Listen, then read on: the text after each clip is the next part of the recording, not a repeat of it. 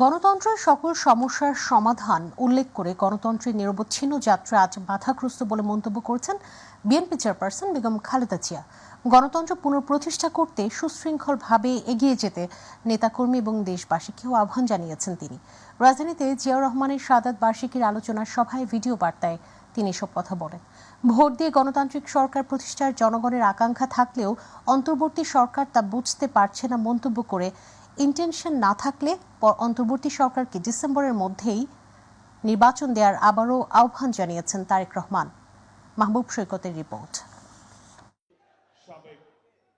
আধুনিক ও স্বনির্ভর বাংলাদেশের রূপকার শহীদ রাষ্ট্রপতি জিয়াউর রহমানের ৪৪তম শাহাদাত বার্ষিকী উপলক্ষে রাজধানীর ইঞ্জিনিয়ার্স ইনস্টিটিউশন মিলনায়তনে বিএনপির আলোচনা সভায় ভিডিও বার্তা দেন দলের চেয়ারপারসন খালেদা জিয়া।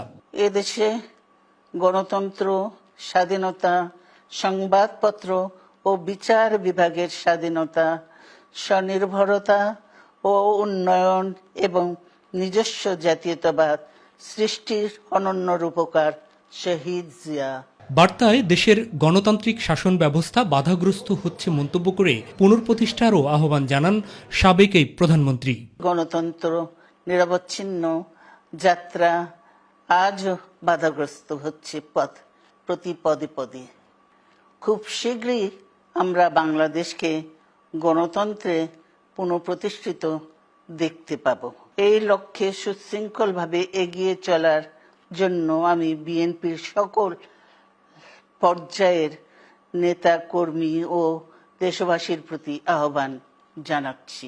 অন্তর্বর্তী সরকার জন আকাঙ্ক্ষা বুঝতে পারছে না বলে লন্ডন থেকে ভার্চুয়াল মাধ্যমে যুক্ত হয়ে মন্তব্য করেন বিএনপির ভারপ্রাপ্ত চেয়ারম্যান।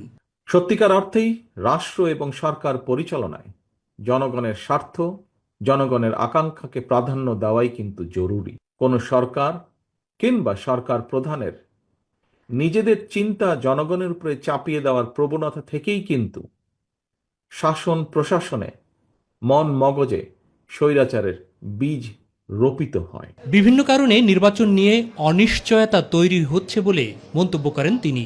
জনগণ সরাসরি নিজেদের পছন্দের প্রার্থীকে ভোট দিয়ে একটি জবাবদিহিমূলক সরকার প্রতিষ্ঠিত করতে প্রস্তুত, কিন্তু অন্তর্বর্তীকালীন সরকার মনে হয় জনগণের আকাঙ্ক্ষা উপলব্ধি করতে ব্যর্থ হচ্ছে। ভিন্ন কোনো উদ্দেশ্য না থাকলে ডিসেম্বরের মধ্যে আবারও নির্বাচন দেওয়ার তাগিদ দেন তারেক রহমান।